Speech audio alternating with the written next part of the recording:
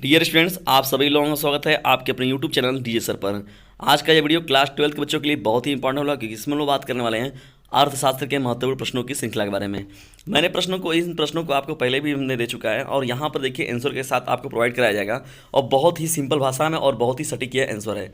इतना अगर आप लिखते हैं तो यह आपके लिए बहुत ही पर्याप्त रहेगा। पहला हम लोग का प्रश्न है, गिफिन वस्तु क्या है। महत्वपूर्ण प्रश्न रहेगा आपके एग्जाम के लिए, गिफिन वस्तु क्या है। क्योंकि वर्ड देखिए बहुत थोड़ा अजीब लग रहा है देखने में कि गिफिन वस्तु क्या है। तो इसके आंसर के बारे में अगर बात किया जाए, उपभोक्ता की आय बढ़ने पर जिन वस्तुओं की मांग कम हो जाती है उन्हें गिफिन वस्तुएं कहते हैं। देखिए गिफिन वस्तु भी पूछ सकता है आपसे, या इसका एक अन्य नाम जो होता है घटिया वस्तु भी होता है। तो घटिया वस्तु क्या है, इसके ऐसे भी आपसे पूछ सकता है। बात करेंगे हम लोग इस गिफिन वस्तु के एग्जाम्पल के बारे में, तो इसका जो उदाहरण हो जाएगा मोटा अनाज जैसे हो गए, मोटा कपड़ा हो गया आदि। ऐसे जो वस्तुएं होती हैं इन्हीं को हम लोग गिफिन वस्तुएं कहते हैं या इन्हें घटिया वस्तुएं कहते हैं। तो जाहिर सी बात है, स्वाभाविक है कि जब आपका आय बढ़ेगा तो आपके स्टैंडर्ड जब बढ़ते हैं तो आपकी ख्वाहिशें भी क्या हो जाती है, बढ़ जाती हैं। आप चीज़ों को बदल देते हैं, आप चीज़ों को उस प्रकार से यूज करने लगते हैं। तो वही तरीके से है कि आय बढ़ने पर उस वस्तु की मांग कम हो जाएगी जो घटिया होगी। वही जो होता है, वही वस्तु जो होता है उसी को हम लोग गिफिन वस्तु कहते हैं। पहला जो प्रश्न है आपके एग्जाम के दृष्टिकोण से बहुत ही महत्वपूर्ण है। महत्वपूर्ण प्रश्नों की श्रृंखला बढ़ते हैं हम लोग दूसरे प्रश्न की ओर। दूसरा हम लोग का जो प्रश्न है वो भी बहुत ही मोस्ट इंपॉर्टेंट प्रश्नों में एक है, घाटे की वित्त व्यवस्था क्या है, समझाइए। देखिए आइए हम लोग बात करते हैं घाटे की वित्त व्यवस्था क्या कहलाती है। अगर इसके आंसर के बारे में हम लोग बात करें, जब किसी देश के बजट में चालू आय की अपेक्षा व्यय अधिक दिखाया जाता है, मतलब कि जितना बजट वहाँ पर रहता नहीं, आय चालू आय जो होती है उससे अधिक व्यय खर्च दिखाया जाता है, तो उसे घाटे का बजट कहते हैं। इसके विपरीत जब सरकार इस घाटे को पूरा करने के लिए किसी भी विधि को अपनाती है, यानी जिस भी विधि को अपनाती है, जैसे ऋण लेकर, संचित कोषों का प्रयोग करके, जैसे जो इकट्ठा धन रखा है उससे प्रयोग करके, या नोट छाप कर जब इसे पूरा करती है, तो उसे ही घाटे की वित्त व्यवस्था कहा जाता है। जैसे कहा गया कि हमारे पास पता चला कि 500 रुपये है और हमें काम है 700 रुपये का, तो काम तो हमारा हो नहीं पाएगा कि भाई 500 हमारे पास है लेकिन हमें 700 चाहिए। तो 700 का मतलब हमारा 200 रुपये का जो अमाउंट है वो हमें कहीं से लेना पड़ेगा। अगर हम कहीं अपने संचित निधि में हम लोग कहीं इकट्ठा करके रखे हैं गुल्लक वगैरह में, तो हम उससे निकाल सकते हैं, या किसी से फ्रेंड सर्कल से हम लोग उधार मांग सकते हैं, या तो भाई नोट तो छापने वाली है नहीं बात है हम लोग के पास, लेकिन फिलहाल हम लोग ऐसे लेते हैं जब, तो उसे ही हम लोग क्या कहते हैं कि इस वित्तीय व्यवस्था को मैं कैसे यूज करना हूँ, यानी घाटे की वित्त व्यवस्था यही कहलाती है। तो बहुत ही इंपॉर्टेंट यह प्रश्न रहता है। और देखिए सरकार नियमित रूप से जब होती है, परेशान होती है, तो वह आरबीआई जैसे भारत देश हो गया, तो वो आरबीआई से लेता रहता है। तो आरबीआई देखिए हम लोग के देशों को नोट प्रदान करता है ना भारत सरकार को, आरबीआई से जब जरूरत पड़ती है, या जैसे हम लोग विश्व बैंक से हम लोग का देश जो है ऋण लेता रहता है। तो यही हम लोग का, इसी को जो हम लोग कहते हैं घाटे की वित्त व्यवस्था, यानी प्लान ज़्यादा बना लिए हैं मगर उसके हिसाब से बजट नहीं है। बजट ज़्यादा चाहिए, प्लान आपका ज़्यादा है और बजट आपके पास कम है, तो आप ऋण लेना पड़ेगा आपको। तो उसे ही हम लोग कहते हैं घाटे की वित्त व्यवस्था। महत्वपूर्ण प्रश्नों की श्रृंखला बढ़ते हैं हम लोग तीसरे प्रश्न की ओर। तीसरा हम लोग का जो प्रश्न है बहुत ही महत्वपूर्ण है, स्टॉक की परिभाषा दीजिए।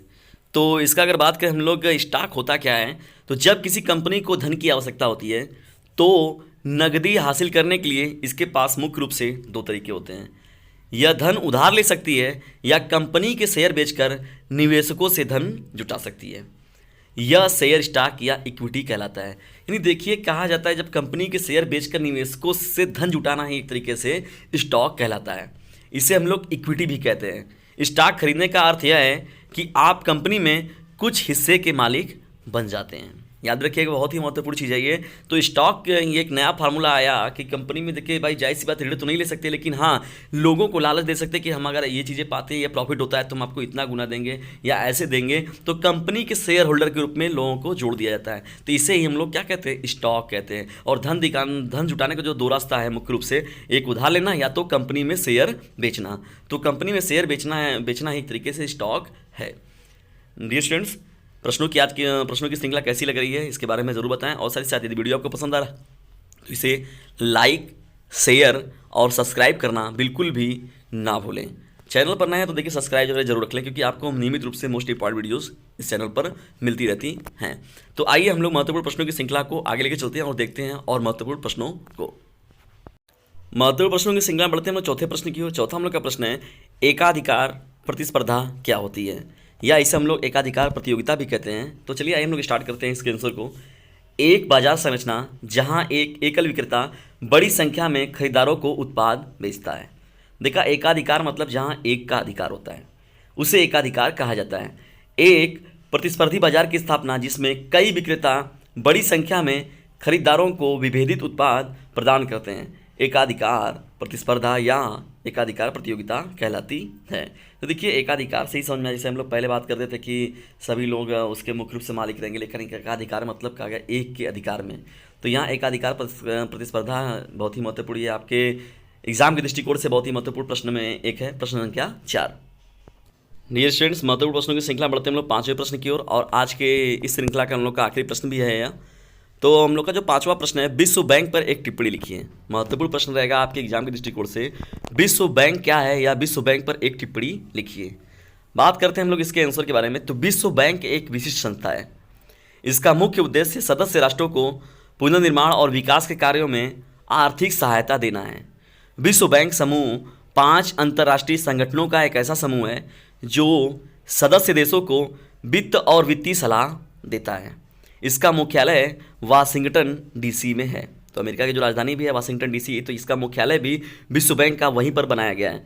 तो विश्व बैंक मतलब देखिए, जो कहा गया जितने भी इसके सदस्य राष्ट्र हैं, तो उन लोगों के यहाँ किसी प्रकार की कोई पुनर्निर्माण हो रहा है या वहाँ के विकास के कोई कार्य हो रहे हैं, जैसे कोई राष्ट्रीय राजमार्ग का कोई निर्माण करना है या कोई डैम बनाना है, कोई बड़े समस्याओं को हल करना है या अंतरिक्ष की कोई बातें हो गई, तो आर्थिक सहायता जो दी जाती है इंटरनेशनल लेवल पर, अंतर्राष्ट्रीय लेवल पर जो आर्थिक सहायता मदद की जाती है वो विश्व बैंक के द्वारा ही की जाती है।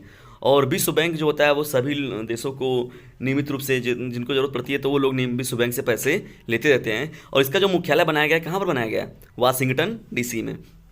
तो देखिए, आपके एग्जाम के दृष्टिकोण से जो है विश्व बैंक एक बहुत ही महत्वपूर्ण टॉपिक है। और भारत भी जैसे है, भारत को भी नियमित रूप से सहायताएं मिलती रहती हैं, तो और भी बहुत से कंट्री हो गए जिनको विश्व बैंक से नियमित रूप से आर्थिक सहायता मिलती रहती है ताकि वो अपनी चीज़ों को पूरी कर सकें, जो उनके यहाँ पुनर्निर्माण और विकास के कार्यों का क्रियाकलाप चल रहा है। तो महत्वपूर्ण प्रश्नों की 5 यह श्रृंखला आपको कैसे लगी, इसके बारे में कमेंट बॉक्स में ज़रूर बताएं। और साथ ही साथ आपको किस विषय में प्रॉब्लम हो रही है, इनके बारे में भी आप हमसे ज़रूर शेयर कर सकते हैं। और प्रश्नों को, कोई प्रश्न में आपका प्रॉब्लम है तो उन प्रश्नों को आप स्क्रीनशॉट मारकर भी भेज सकते हैं हमें, या तो कमेंट बॉक्स के थ्रू आप हमसे जुड़ सकते हैं। उसके साथ ही साथ सबसे महत्वपूर्ण, आप हमारे व्हाट्सएप ग्रुप नंबर से जुड़ जाइए। मेरा व्हाट्सएप ग्रुप नंबर है 950 690 285 7।